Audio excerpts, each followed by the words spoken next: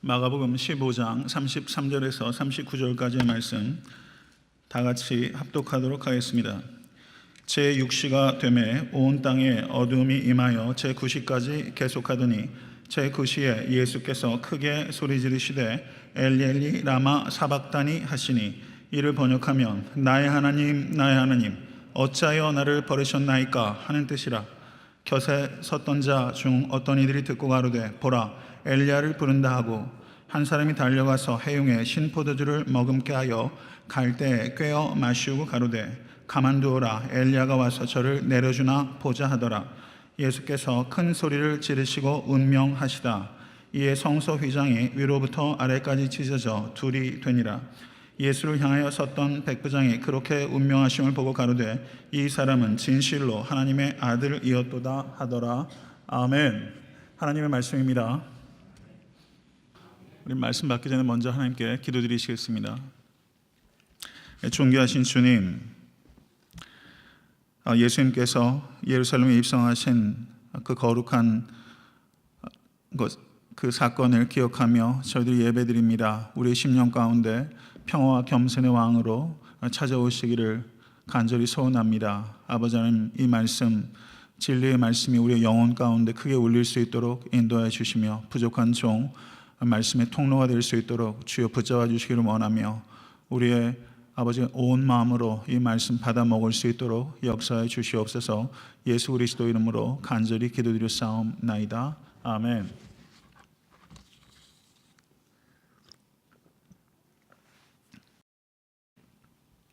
오늘은 종려 주일 예배로 하나님께 경건하게 구별하여 예배 드린 날입니다.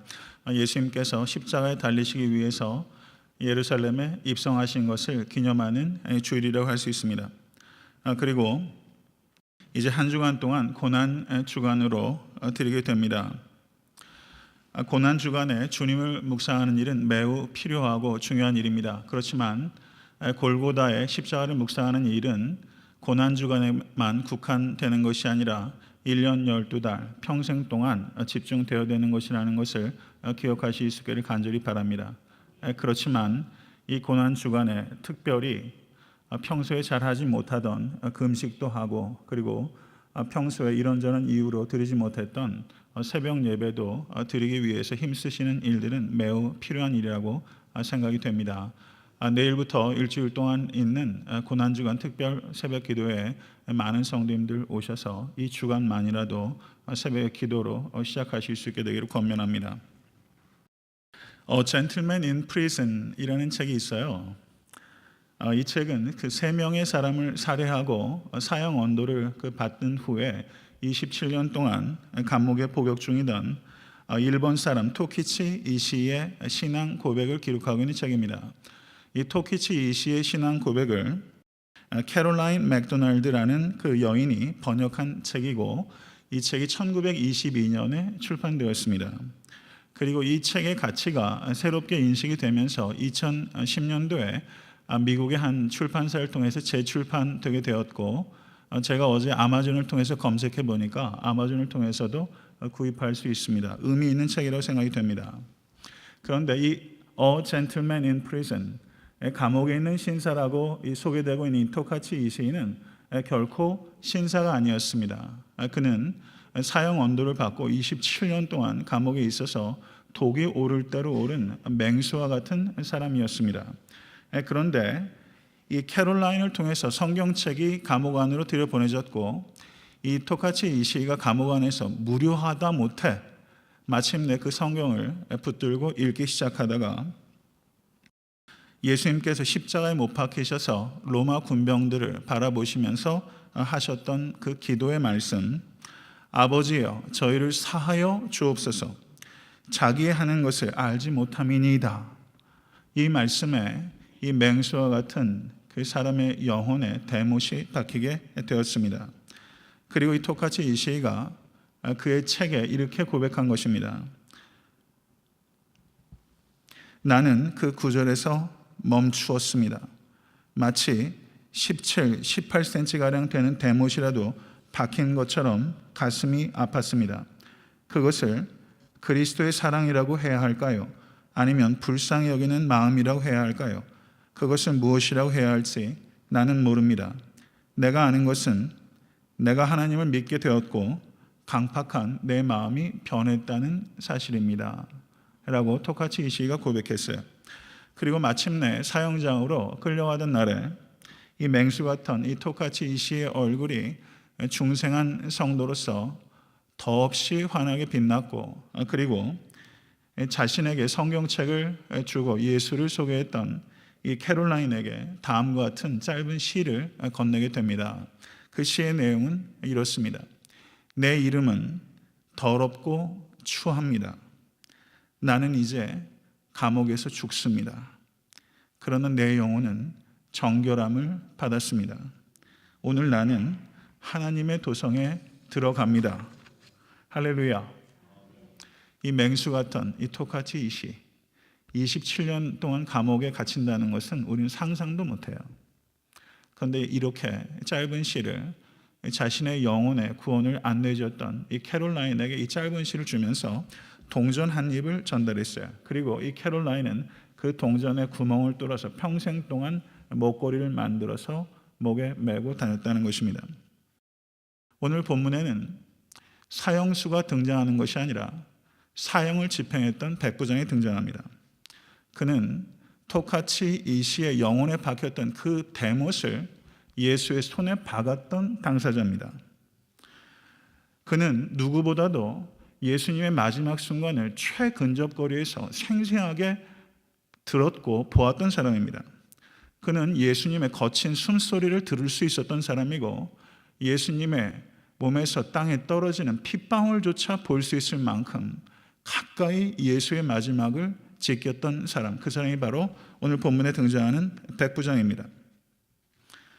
그런데 그는 자신이 명령해서 그 수하들이 예수의 손에 대못을 박았는데 그 대못이 자신의 영혼을 관통하는 대못이 될 줄 이 백부장은 알지 못했습니다. 그리고 이 백부장의 영혼에 그 대못이 박히는 순간 이 백부장은 15장 39절에 이 사람은 진실로 하나님의 아들이었도다 라고 그 통증을 고백하고 있는 것입니다. 저는 오늘 설교를 통해서 여러분과 제가 깊이 생각할 수 있게 되기를 바랍니다. 그것은 자신의 손에 죽어가는 이 나약한 인간에서 이 백부장이 도대체 무엇을 보았길래 이 사람은 진실로 하나님의 아들이었도다 라는 고백을 할 수 있었을까요? 이것은 오늘 이 시간뿐만 아니라 여러분과 제가 평생 묵상해도 좋을 중요한 주제입니다. 21세기에 C.S. 루이스라고 기대를 모으는 목회자가 티모시 켈러라고 그 맨하탄의 리디머 교회를 목회하는 목사님이 계세요. 그런데 이분이 쓴 책 중에 왕의 십자가라는 책이 있습니다. 그 책의 한 대목에서 이 티모시 켈러는 이렇게 말했어요. 나는 무려 30년 동안 어떻게 백부장에 이런 고백을 할 수 있었을까를 붙잡고 늘어졌습니다 라고 고백해요. 이 티모시 켈러는 신학자입니다. 깊이 있는 학자예요. 그런데 이 깊이 있는 학자가 오늘 본문에 나타나는 이 백부장이 도대체 어떻게 이런 고백을 할 수 있었을까? 이것을 30년 동안 붙잡고 늘어졌다라고 정직하게 고백할 만큼 이 백부장의 이 고백은 그야말로 mysterious, 이거는 신비한 고백입니다. 과연 무엇이 그를 깨뜨렸을까요? 이 토카치 이시의 고백을 기초로 쓴 책이 A Gentleman in Prison이라면 만약에 이 백부장을 인터뷰할 수 있다면 A Gentleman on 골고다, 골고다의 신사라는 책으로 나올 법한 이 놀라운 회심 이야기, 그 이야기가 오늘 본문에 나타나고 있는 것입니다. 도대체 무엇이 이 사람의 영혼을 꿰뚫었을까? 마가복음 1장 1절을 보시면 이렇게 시작합니다. 하나님의 아들 예수 그리스도 복음의 시작이라. 믿으세요?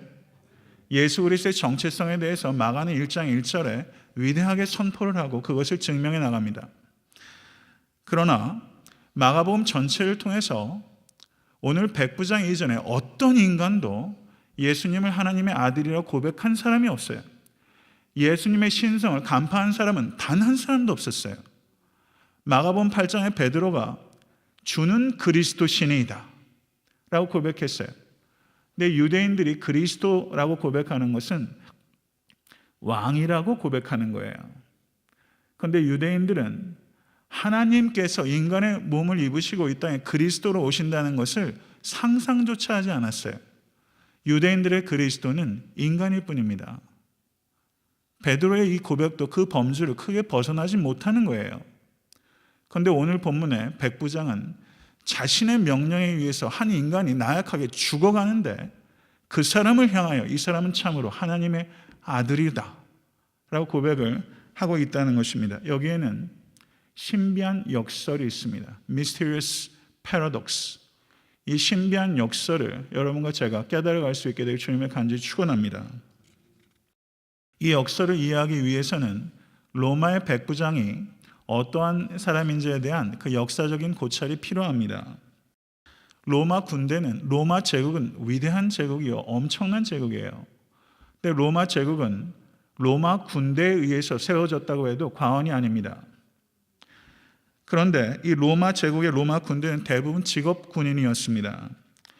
그리고 그 중에는 시민권을 따기 위해서 로마 군대에 입대한 사람들도 많이 있었다고 합니다. 군단에서의 복무 기간은 그 어거스투스 황제 때는 20년을 복무했고, 그리고 플라비안 황제 때는 25년 동안 복무를 했다라는 기록이 남아 있습니다. 그리고 티베리우스 황제 때는 군단의 숫자가 약 25개 군단이 돼서 로마 제국 그 광활한 지역에 25군단이 산계해서 그 로마 제국을 지켰습니다. 그런데 그 군단의 병력이 6,000명, 그리고 그 로마 군단은 그 지방 총독이 관할하고 있었기 때문에 빌라도가 이 팔레스타인에 거주하는 이 로마 군단의 최고 명령권자라고 할 수 있습니다. 그리고 이 6,000명을 인도하는 이 빌라도 밑에는 6명의 호민관이 있어서 다스리게 되고, 그리고 그것이 다시 60명의 백부장이 밑에서 이 군단을 실질적으로 최전방에서 지휘하는 전문적인 전략가로 이 60명의 백부장이 군단에 소속하고 있었던 것입니다. 6,000명의 군단 중에서 5,300명이 보병이고 700명이 기병과 공병으로 구성되어 있는 매우 잘 짜여진 군대 조직이 바로 로마 군대였던 것입니다. 그런데 백부장은 성경을 보면요, 마태복음 8장에도 그 종의 질병이 낫기를 위해서 예수께 왔던 백부장, 그리고 사도행전 10장에 나오는 고넬료라는 이 백부장, 매우 긍정적으로 이 백부장이 그려지고, 그 오늘 본문의 백부장 역시 멋진 군인이에요. 근사한 사람이에요. 인간으로서도 매우 훌륭한 사람입니다. 그런데 이 백부장들은 귀족 중에서 백부장이 나오기보다는 군대에서 최말단으로 들어와서 승진을 거듭해서 백부장에 이르는 그런 직업군인, 전쟁터에서 잔뼈가 굵은 사람, 전쟁터에서 전공을 세운다는 것은 사람을 그만큼 죽인 사람이에요. 사람을 많이 죽인 사람입니다. 제가 이 말씀을 드리는 이유는 죽음 따위에 눈 하나 깜빡거리는 사람이 아니에요. 더군다나 오늘 본문에 나오는 이 백부장은 사형을 집행하는 사람이에요. 성도 여러분, 이런 경험은 누가 이런 경험을 합니까? 사형장에서 총을 쏘는 사람은 어디에 총알이 있는지를 모른다는 얘기도 하잖아요. 내 총에서 나간 총알에 사람이 죽는다는 것은 트라우마를 가져와요. 근데 여기에서 이 백부장은 사형을 아주 밥 먹듯이 집행했던 사람이에요. 성도 여러분, 사형을 집행하고 사람이 어떻게 삽니까?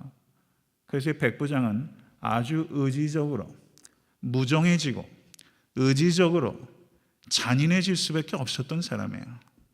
자신의 마음을 그렇게 몰아가지 못하면 이 일 못합니다. 매우 무정하고 잔인한 사람이에요. 성도 여러분, 이 백부장은 죽음에 관한 전문가라고 할 수 있습니다. 여태까지 살아오시면서 성도님 눈앞에서 사람이 임종하는 것을 지켜보신 적이나 사고 같은 것을 통해서 사람의 목숨이 떠나는 것을 지켜보신 적 있으세요? 혹시 있으실지도 모르겠어요. 저도 여태까지 2차례 정도 경험이 있습니다. 제 친할머니가 가족들 둘러서 있을 때 그때 임종하셨고요. 그리고 성도의 죽음을 제가 임종을 곁에서 그 아내와 저 이렇게 단 두 사람이 임종을 지켰던 적이 있어요. 백부장은 죽음의 순간을 두 번 지켜본 사람이 아니라 수도 없이 지켜본 사람이에요. 백부장은 시체 앞에서 밥을 먹을 수 있는 사람이고 시체 앞에서 농담과 잡담 짓거리를 할 수 있을 정도로 죽음 앞에서는 전혀 동요하지 않는 사람입니다. 제 할머니 돌아가셨을 때 이제 관을 운구해 가서 땅에 묻게 되면 이제 마지막에는 그 흙이 이렇게 올라오게 되면 그 상여꾼들 그리고 그 장례를 하는 사람들은 유족들의 아픔 따위는 아랑곳하지 않아요. 그럼 제일 마지막에 어떻게 합니까? 장화발로 올라와가지고 묘지를 밟습니다. 사람의 시신은요, 죽으면 그들에게는 이거는 그저 화물에 불과해요. 이들은 죽음 따위에는 아랑곳하지 않아요. 감정이 개입되지 않아요. 감정이 개입되면 이 일 못해요. 백부장은 이 감정이 개입이 안 되는 사람이에요. 그런데 백부장의 영혼에 무엇이 뚫고 지나간 거예요. 무엇이 뚫고 지나갔을까? 이것에 대해서 우리는 궁리해야 된다는 것입니다. 백부장이 여태까지 죽음을 수도 없이 목격한 사람이지만 한 번도 이렇게 이상한 죽음을 목격한 적이 없어요. 백부장이 볼 때 이것은 이상한 죽음이에요. 이제 도대체 무엇이 그렇게 이상했는지, 백부장이 무엇을 보았을지에 대해서 우리가 성경 말씀 안으로 들어가 보도록 하겠습니다. 지금 시중에 영화가 기독교 영화가 있어요. Son of God라는 영화가 있습니다. 혹시 보신 분 계세요? 제가 지난주인가 지지난주인가 혼자 가서 그 영화를 봤어요. 보다가 한 3분의 2쯤 보다가 더 못 보겠더라고요. 나와버렸어요. 제가 볼 때는 굉장히 졸작이었습니다. 오래전에 Passion of Christ라는 영화가 있었어요. 보신 분들 많이 계세요? 그리고 성금요일에 교회에서도 많이 방영을 했고 저희 교회에서도 한 번 그 일이 있었어요. 그 영화가 극사실주의입니다. 아주 충격적이에요. 그 영화 보다가 졸도한 사람도 있고 그 영화 보다가 운 사람들 많이 있었어요. 저도 많이 울었어요. 아마 이 자리에 계신 성도님들 많이 우셨을 거예요. 그런데 여기에서 우리가 굉장히 주의해야 될 점이 있습니다. 제가 아는 한 젊은 목사님이 칼럼을 통해서 굉장히 의미심장한 글을 쓰셨어요. 그래서 그 글의 일부를 제가 소개해야 될 필요를 느낍니다. 그 글의 내용이 제목이 뭐냐면요. 영상 없이 그리스도를 만나자. 영상 없이 그리스도를 만나자는 글이에요. 글의 내용을 요약하면 이렇습니다. 언제부턴가 고난주간에 예배 때 여러 가지 영상들이 등장하기 시작했다. 더 감성적인 것, 더 새로운 것을 찾기에 분주하다. 영상의 충격이 강하면 강할수록 성도들은 더 크게 부르짖고 울고 기도한다. 보는 것은 빨리 이해하기 쉽지만 너무 빨리 이해하면 너무 빨리 마음에서 사라지기 마련이다. 냉동 음식 데우는데 필요한 시간과 같은 그 몇 분의 영상이 우리의 얼어붙은 영혼을 과연 깨울 수 있을까? 그런데 문제는 이러한 영상들이 그리스도의 고난에 동참시키는 것이 아니라 오히려 그리스도의 고난을 감상하게 만든다. 이거는 정말 탁월한 안목이에요. 우리가 영상을 통해서 자극을 받기를 원해요. 고난의 감상자가 되기를 원해요. 고난에 동참하질 못해요. 그런데 오늘 본문의 내용을 보시면 예수님의 죽음을 기록하고 있는 이 33절, 39절 불과 6, 7절을 할애해서 이 예수님의 죽음을 지나치다 싶을 만큼 간결하게 묘사하고 있어요. Passion of Christ라는 영화의 대본과 이 성경에 나오는 예수의 죽음에 대한 묘사는 전혀 방향이 달라요. 그렇기 때문에 이 백부장의 영혼을 뚫고 지나간 그 광명한 빗줄기를 우리가 이해하기 위해서는 오늘 본문 말씀뿐만 아니라 사복음서를 종합적으로 그리고 하나님께서 우리에게 주신 거룩한 상상력을 발휘해서 도대체 백부장이 무엇 때문에 예수님을 하나님의 아들이라고 고백할 수 있을까? 이 신비에 대해서 우리는 묻고 또 묻고 그리고 대답해야만 되는 것입니다. 성도 여러분, 요즘에 각광받는 그 직업 중에 하나가 영화 감독이에요. 자녀들 중에서 영화 감독하겠다고, 영화 배우겠다고 속썩이는 아이들 없습니까? 영화 감독 꽤 괜찮은 직업이죠. 많이 생각해야 되는 직업입니다. 그런데 한번 오늘 아침에 상상으로라도 내가 영화 감독이 된다고 한번 생각을 한번 해보세요. 패션 오브 크라이스트를 이을 그 공전의 히트를 치는 영화를 한번 내가 예수님의 순환에 대해서 찍는다라고 한번 가정을 한번 해보시자는 말씀입니다. 그러면 어디에서부터 영화를 시작하시겠어요? 백부장이 지금 등장하는 장면은 예수님의 운명하시는 그 장면이에요. 그 장면이 영화를 만든다면 어떻게 스토리를 구성하시겠냐는 뜻입니다. 제가 만약 영화를 찍는다면 저는 빌라도의 재판에서부터 시작하겠어요. 백부장은 아마 빌라도의 재판 그 자리에 있었을 가능성이 거의 높습니다. 그러면 거기에서 이 백부장은 무엇을 보았을까? 이 빌라도는 재판하는 사람이요, 예수는 재판당하는 사람인데 오히려 재판하는 빌라도가 두려워했어요. 이상한 재판이었어요. 그 재판에 의해서 사형이냐 아니냐가 결정이 되는데 여태까지 봤던 모든 죄수들은 있는 말 없는 말 다 해서 어떻게 하든지 자기가 무죄라는 것을 증명해서 살궁리를 하는데 이 예수란 죄수는 도대체가 이상하게 한마디도 자신을 위해서 변호하지 않고 오히려 죽일 빌미를 제공하는 말을 하는 이상한 죄수. 그래서 빌라도조차 왜 그렇게 말이 없는지를 궁금해할 만큼 mysterious silence, 신비한 침묵.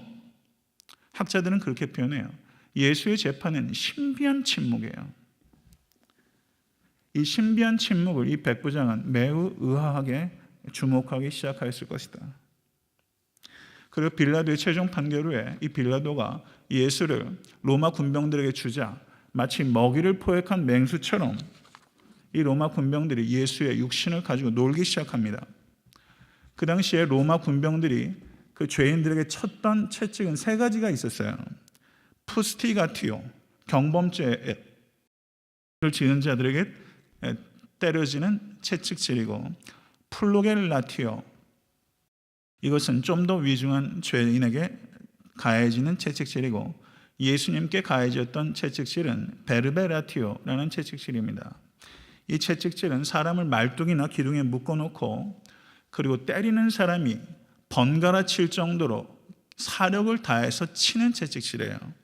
이 채찍질에는 그 채찍 끝에 뼈 조각이 있거나 못 조각이 있거나 납덩이가 달려 있어서 사람을 치면 그것이 몸에 박혔다가 그것을 떼는 순간 그 살집이 떨어져 나오는 그런 채찍질. 그래서 베르베라티오라는 그 채찍질, 그 패션 오브 크라이스트에 아주 적나라하게 묘사가 되어 있잖아요. 이 채찍질을 통해서 실제 사람이 죽어요. 예수님께서 빨리 운명하신 이유도 이 채찍질에서 가해진 고통이 극심했기 때문일 것입니다.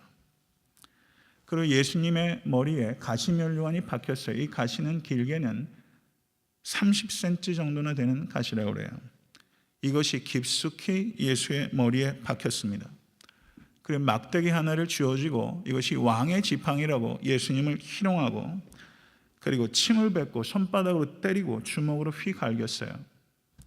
성도 여러분, 침뱉음 당하신 적 있으세요? 이민생활 혹시 정말 가족들 부양하기 위해서 때때로 일하시면서 침뱉음 당하신 적 혹시 있으십니까? 이런 경험은 참 사람에게도 드문 경험이죠. 그리고 그 호를 빼앗아서 예수님을 되풀이하면서 예수의 머리를 내려쳤어요. 예수님의 모습이 어떠했을까 한번 생각해 보세요. 표현이 참 기괴한지 모르겠지만 예수님은 참 기괴한 광대와 같은 모습이었습니다. 온몸에 피가 딱지가 지고 옷은 군대 온데 다 찢겼고 그리고 피로 얼굴과 몸에 아주 피딱지가 내려앉은 기괴한 광대 같은 모습. 오래전에 대학교를 제가 다닐 때 토요일 날 아침에 그 소파에 그냥 누워서요. 리모컨을 만지작 하면서 TV를 이 군데 저 군데 별다른 의도 없이 TV를 틀고 있었어요. 근데 그 토요일 아침에 토크쇼를 많이 합니다. 근데 어느 한 토크쇼에 나온 한 사람의 그 말과 태도에 제가 순간적으로 빠져들었어요. 그 토크쇼를 볼 듯이 하나도 없었는데 불구하고 그 사람의 말을 주목하게 됐습니다. 그 사람은 그 군사정권 때 감옥에 갇혀서 이후에 어쨌든 그건 한국 근현대사의 비극이죠. 거의 30년 가까이 감옥에서 옥고를 치르던 사람이에요. 그런데 한국의 지식인들이 이 사람의 석방을 탄원해서 마침내 사면을 받았던 사람이고 그 유수한 일간지에서 오랫동안 글을 쓰기도 하셨어요. 그런데 여하튼 그 사람이 가지고 있는 정치적인 배경은 차치하고서라도 이 사람은 자신이 27년 동안 옥고를 치르는데 감옥에서 세상에 나올 때 세상의 적개심을 가지고 세상을 다 때려 부시겠다는 투사로 나온 것이 아니라 자신을 옥에 가둔 사람을 품어 안는 철학자로 나왔어요. 그런데 이 사람이 그 인터뷰를 그 토크쇼에서 하는 얘기가 뭐냐면 제가 지금도 기억에 나는 게 그런 얘기예요. 그 감옥에 있으면서 많이 고문을 당했대요. 그래서 같이 고문을 맞는 친구들하고 이야기를 했대요. 우리가 어떻게 여기에서 이걸 견뎌야 되냐 하면서 고문을 맞아 그런 매질을 당하면 사람이 돼지처럼 운답니다. 그래서 우리가 돼지처럼 맞지 말고 대나무처럼 맞아보자 라고 얘기를 했대요.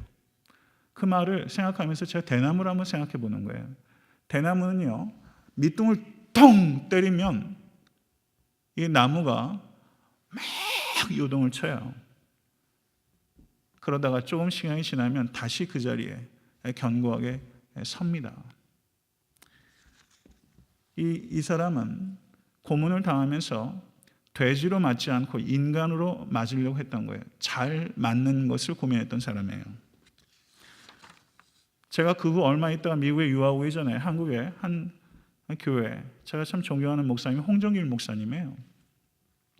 그분 목사님 설교를 좀 듣고 예배에 참여하고 그리고 미국에 와야 되겠다 싶어가지고 거의 막바지에 그 교회를 방문해서 예배를 드리는데 그 송명희 시인이라고 뇌성마비인 그 시인이 그때 마침 오셔서 간증을 하셨어요.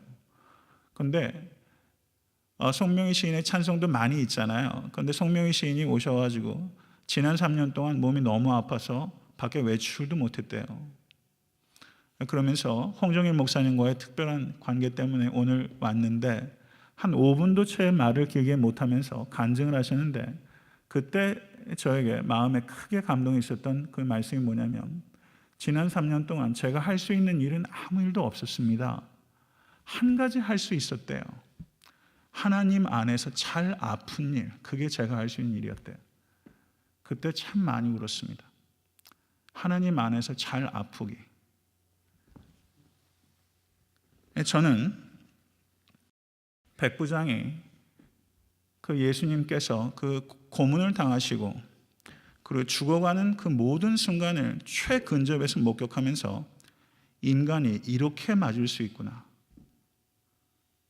인간이 감당할 수 없는 조롱을 받으면서 이렇게 존엄할 수 있구나. 인간이 이런 인간이 될 수 있구나. 저는 백부장이 그거를 봤을 거라고 저는 봅니다. 이렇게 당할 수 있구나. 원수들 앞에 이렇게 당해줄 수도 있구나. 자기를 재판하는 사람을 오히려 두렵게 하는 존재, 자기를 때리고 조롱하는 사람을 오히려 부끄럽게 하는 존재, 그런 존재. 말은 안 하지만 그 행동과 그 표정과 눈빛 속에 담겨있는 무엇인가를 이 백부장은 봤어요.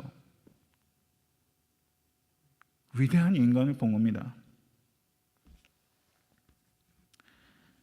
백부장은 그 십자가에 달리는 사람들을 그 십자가까지 골고다까지 가면 그 당시에 로마인들은요 최고로 먼 길을 돌아갑니다.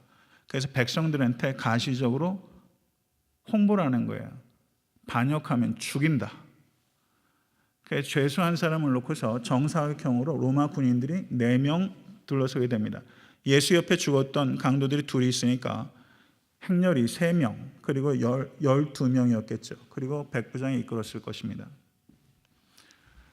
그 행렬을 이끌면서 백부장의 머릿속이 복잡했을 것 같아요. 저는 불과 일주일 전에 6월절에 사람들이 순례하면서 수많은 사람들이 모였을 때 호산나 다윗의 자손이여, 사람들이 종려나무를 깔고 그리고 바닥에 종려나무 가지를 흔들고 옷을 깔면서 호산나 다윗의 자손으로 오시는 찬송 받으시리요, 난리 북새통이 났잖아요.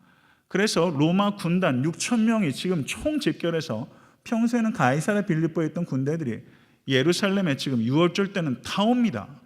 혹시나 있을 유혈 사태를 대비해서. 그렇기 때문에 이 군사적 긴장감이 지금 팽배했기 때문에 이 백부장은 그때 그 상황을 누구보다도 다 말하자면 지금 비상 상태인 거예요. 그런데 지금 백부장은 불과 일주일 만에 그 환호하던 인간들은 다 어디로 가고, 지금 이 예수가 자기의 손에 이끌려서 십자가 형태로 가고 있는 이 상황을 보면서 이 백부장은 좀 혼란스러웠을 것 같아요. 어쩌면 그 모진 채찍질이 더 고통스럽고 십자가형이 더 고통스러운 것이 아니라 예수께는 이 고독이 더 고통스러울 것이다 라는 것을 이 백부장은 느끼고 있었을지도 모릅니다. 마침내 골고다에 도착했어요. 이 골고다는 해골이라는 뜻입니다. 그래서 이 십자가형에 달린 사람들을 보통 그냥 거기서 시체를 내려가지고 그냥 바닥에 내팽개치는 경우들이 많아서 들짐승들의 먹이가 되고, 그래서 그 해골이 굴르기도 했어요. 그런데 아리마대 요셉이 그 시신을 수습한 것이죠. 근데 실제 거기에서 팽개쳐진 시신들이 많아서 해골입니다. 그 해골들을 발로 채이는 해골들을 밀쳐내면서 이 드디어 그 예수님을 십자가형에 처하는 것입니다. 로마 병정들은 아주 기계적으로 일사불란하게 움직여요. 그런데 여태까지 십자가형을 처할 때 한결같은 사람들의 반응은 마지막까지 한번 생각해 보세요. 여기에서 우리가 또 깊이 생각해야 될 부분이에요. 제가 일전에 설교할 때도 간략하게 이런 부분들을 마가복음 강의할 때 이야기한 적이 있습니다. 이 십자가를 받으면서 여태까지 한 번도 손바닥을 편 채 못을 받은 사람이 한 사람도 없는 거예요. 누가 손바닥을 펴고 있겠어요? 조금이라도 이것을 지연시키고자 모든 사람들이 주먹을 있는 힘을 다해서 쥐고 그리고 팔뚝을 끌어당겨서 이 십자가 형태를 끝까지 저항을 하는데, 이 죄수는 이상하게도 저항을 하지 않아요. 팔뚝은 나무에 그냥 붙어 있고 손바닥은 활짝 펴 있어요. 자기가 여태까지 무수하게 많은 십자가형을 집행했지만 한 번도 이렇게 못을 받아낸 사람을 본 적이 없어요. 그 펴진 손, 이 손이 이 백부장의 영혼에 큰 충격을 가했을 겁니다. 성도 여러분, 주사 맞으면 어떻게 됩니까? 주사 맞으면 눈을 질끈 감아요. 아직도 혹시 주사 맞을 때 눈 감는 분 계세요? 주사가 어떤 주사는 꽤 아픈 주사도 있어요. 성도 여러분, 여기서 한번 생각해 보시죠. 예수님께서 손을 펴셨는데 거기에 못이 이제 대못이 거기를 내려치려고 하는, 그 망치가 내려치려고 하는 그 순간 예수께서 눈을 질끈 감으셨을까요? 여태까지 모든 죄수들은요, 눈을 사력을 다해 감았어요. 버티다가 마침내 제압이 되면 이것을 내려치는 순간 어떤 죄수가 눈을 뜨고 있겠습니까? 그런데 예수께서 눈을 뜨고 계셨을까? 눈을 감고 계셨을까? 성경에 그런 얘기가 없으니까 제가 어떤 방향으로 제 생각을 말씀드려도 2단인가 3단인가 이렇게 얘기하지 마세요. 눈을 뜨셨을까요? 눈을 감으셨을까요? 저는 이 부분도 우리가 생각해 볼 필요가 있다고 봐요. 저는 눈을 뜨셨을 거라고 봐요. 그래, 눈을 뜨시고 그러면 하늘을 바라보셨을까? 아니면 못이 박히는 손을 바라보셨을까? 못과 망치와 자신의 손과 그것을 내려치는 로마 병정들, 로마 군인의 얼굴을 예수님께서 둘러보셨을 것 같아요. 베드로가 3번 부인할 때 누가복음을 보면 베드로가 그 부인하는 그 순간 예수님과 눈이 마주쳤어요. 저는 베드로가 마지막에 예수님을 부인한 그 순간, 그때 자신을 바라봤던 예수님의 그 눈빛, 저는 그것을 베드로는 절대 잊지 못했을 거라고 봐요. 저 같으면요, 제가 뜰 수 있는 최고로 독한 눈으로 베드로를 봤을 거예요.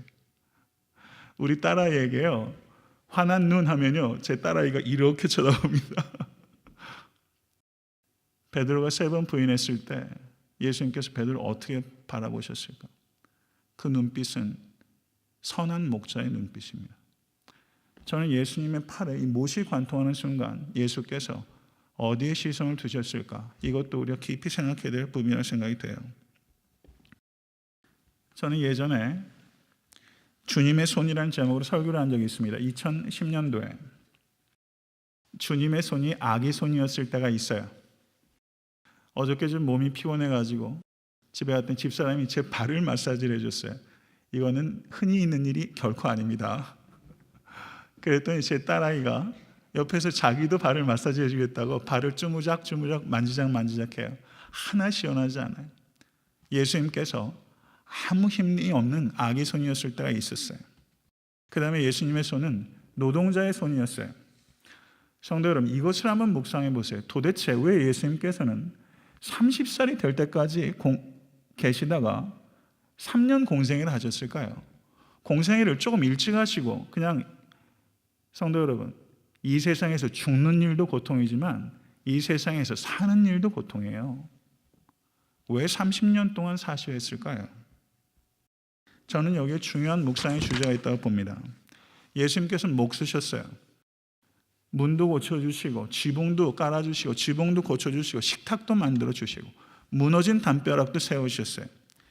예수님의 손은요, 옹이지고 비틀어지고 그리고 변색되고, 노동에 시달린 손은 손톱도 빠지고 비틀리고 변색되는 손이에요. 예수님은 그런 흉한 노동자의 손을 가지고 있는 손이었습니다. 제가 성도님들과 같이 악수를 하다 보면 성도님들 손 중에 유난히 거친 손이 있어요. 성도 여러분, 하나님의 아들이신 예수님의 손이 부드럽고 길고 하얗고 매끄러운 손이 아니라 비틀리고 경직되어 있고 심지어 변색되어 있기까지 한 손이었다는 사실, 주님의 손이 그런 손이었다는 사실, 주님의 손을 악수하면 금방 알 수 있는 그런 손, 그런 노동자의 손을 주님께서 가지고 계셨다는 것은 참 감격적이에요. 그 손으로 예수께서 문둥병자를 만지셨고, 그 손으로 죽으면 사람들이 만지지 않는데 야이로의 딸을 만지셨고, 그 손으로 오병이어의 기적을 행하시기 위해서 이 떡과 물고기를 하늘로 들어서 축사하시고 그 떡을 떼셨고, 그리고 그 손으로 그 간음 중에 잡혀있던 그 여인을 사람들이 죽이라고 기세등등할 때 땅에 앉으셔서 그 손으로 땅바닥에 글을 쓰셨던 손이에요.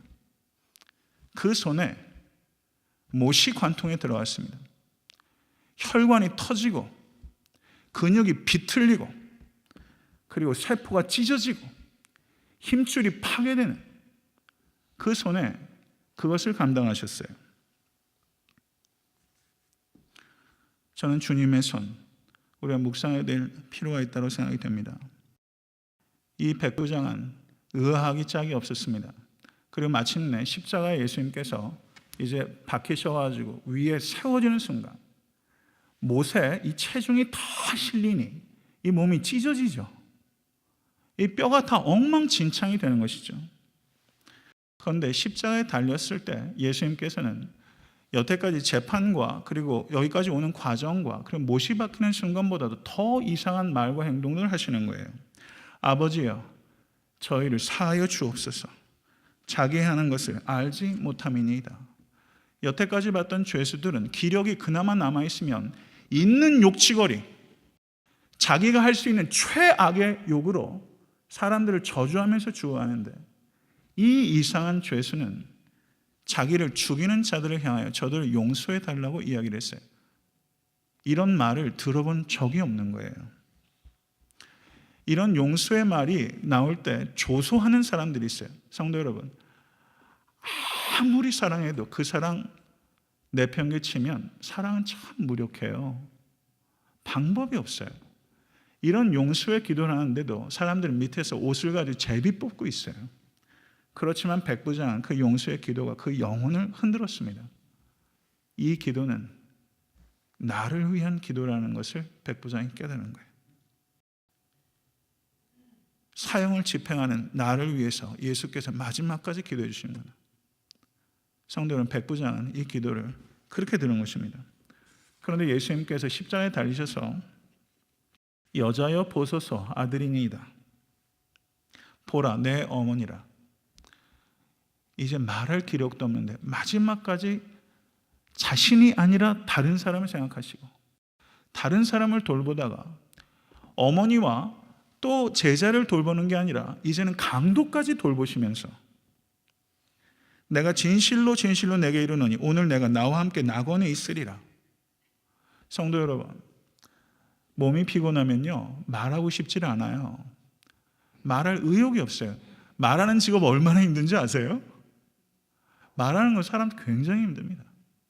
십자가는요, 십자가에 달려서 피를 쏟다가 질식사하거나 이제 기력이 쇠해서 죽어요. 말할 기운도 말할 의욕도 없어요. 그런데 마지막까지 예수님께서는 강도 한 사람, 그 사람의 영혼을 예수님께서 마지막까지 돌보시면서 내가 나와 함께 낙원에 있으리라. 진심을 담아서 한 영혼과 소통하고 계신 예수님, 그 예수님을 백부장이 봤지요. 백부장은 이렇게 생각했을지도 몰라요. 이 사람이 말하는 낙원이 정말 있다면 나도 이 사람과 그 낙원에 있고 싶다. 이런 사람이라면 나도 그곳에 있고 싶다. 이런 생각을 백부장이 했을 것 같아요. 그런데 십자가에 달리신 지 3시간이 지나서 제6시가 되었을 때, 오늘 본문 1절입니다. 오정이에요. 정오 12시입니다. 그리고 그때 온 땅에 어둠이 임했습니다. 스토커스, 다크네스가 이 땅에 임했어요. 그리고 제9시 운명하실 때까지 3시간 동안 흑암이 임했는데 마태복음에는 그때 지진도 일어났다고 표현하고 있습니다. 백부장은 두려움을 느꼈어요. 그런데 이 온 땅에 임한 흑암에 대해서 사람들이 어떻게 이것을 해결하려고 어리석은 행동을 하냐면요, 일식이다. 일식이 3시간 동안 되는 일식이 있습니까? 불과 일식이 몇 분이에요. 모래폭풍이다. 그런데 이때 6월절은요 우기입니다. 비가 오는 때예요. 모래폭풍이라는 게 발생하지 않는 때고, 모래폭풍이 불어서 3시간 동안 어두워지는 경우가, 그런 자연현상이 있습니까?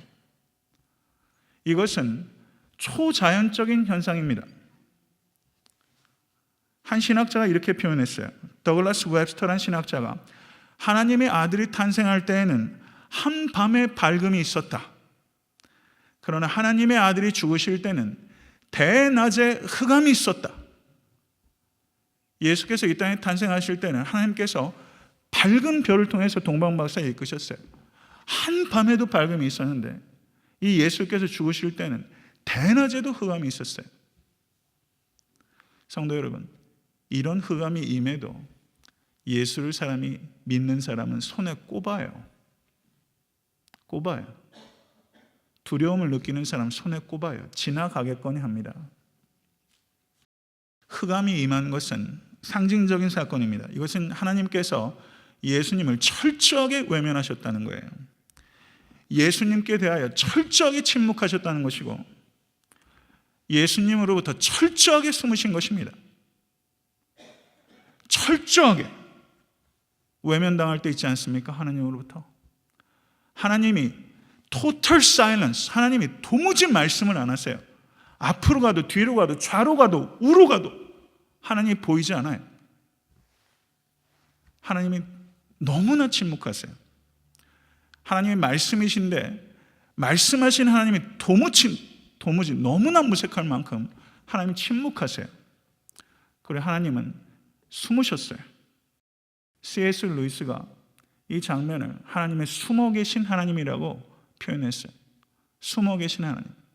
이게 흑암 속에 계신 예수 그리스도.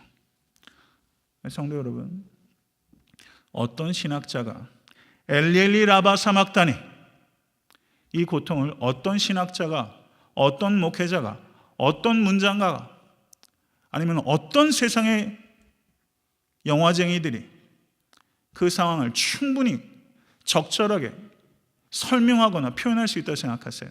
Passion of Christ? 안 됩니다. 그거는 성경에서 얘기하려는 것과 전혀 다른 의도예요. 성경이 만약 이렇게 사실적인 묘사를 통해서 마음에 임팩을 주려고 했으면 그렇게 쓰죠. deeper meaning을 우리가 깨달아야지 이 고난에 동참하는 것이지, 사실적인 묘사는 그저 고난의 감상자를 만들 뿐입니다. 그때 한 사람이 달려갔어요. 해용의 신포도주를 머금게 해서 예수께 먹이려고 했어요. 근데 이 장면은 좀 유심히 봐야 돼요. 우리 번역을 보면 예수께서 신포도주를 드신 것 같이 보여요. 갈대에 꿰어 마시우고. 그런데 영어 번역을 보면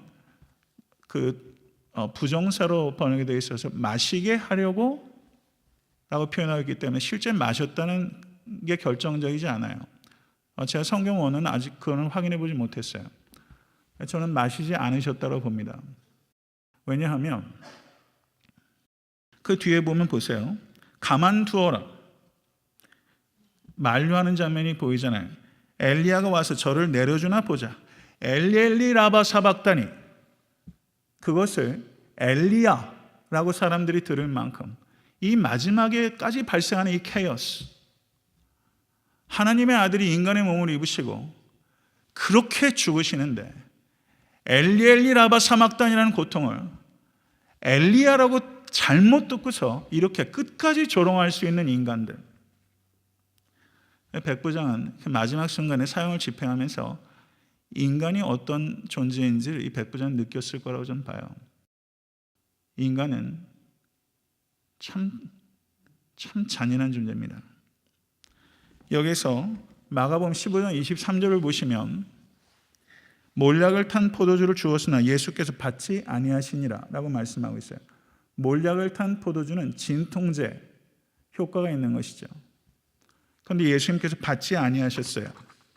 고통을 경감시켜 주는데, 여태까지 사형을 집행했던 모든 십자가에 달렸던 사람은 몰약을 탄 포도주를 한 사람도 예외 없이 받았어요.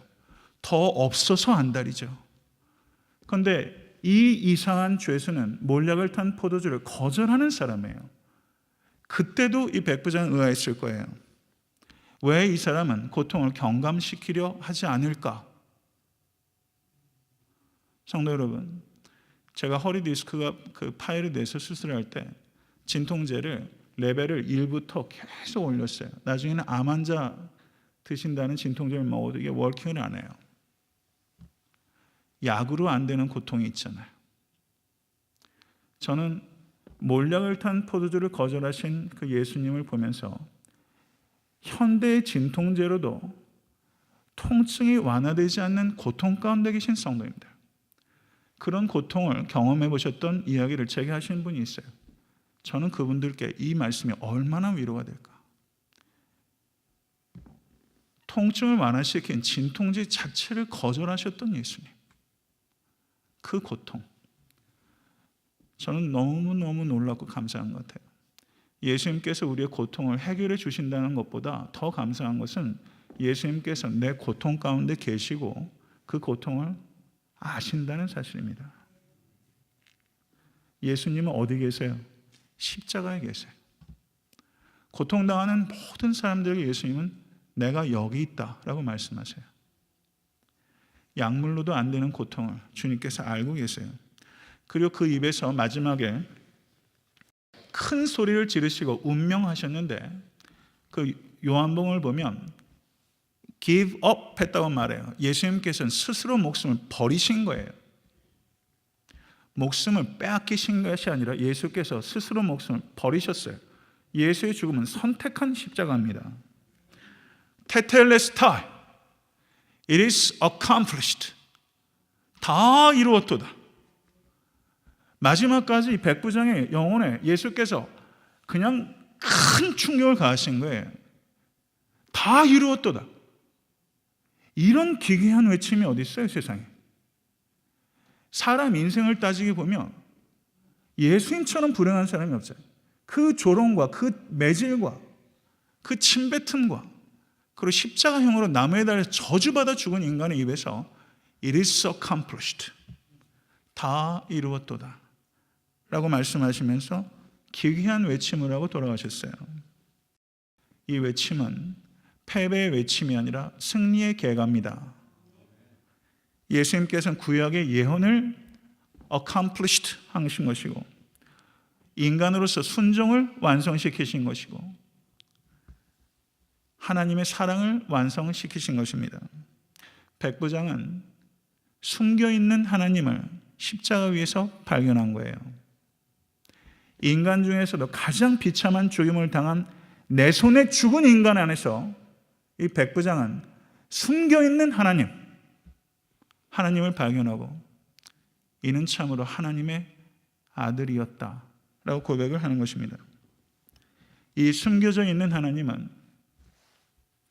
사랑 때문에 힘을 포기해버리시는 하나님이에요. 흑암이 그 땅에 3시간이나 임하고 지진이 나고 땅이 터지는 파워가 있는 하나님이신데 사랑 때문에 힘을 포기해버리시는 하나님. 사랑 때문에 힘을 포기한다는 것은 사랑해보려고 하는 사람은 이 뜻을 조금이라도 알아요.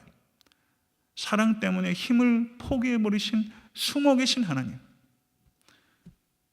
러시아의 대문호 도스토옙스키가 이것을 기가 막히게 표현했어요. 억제의 기적. 억제의 기적을 본 거예요.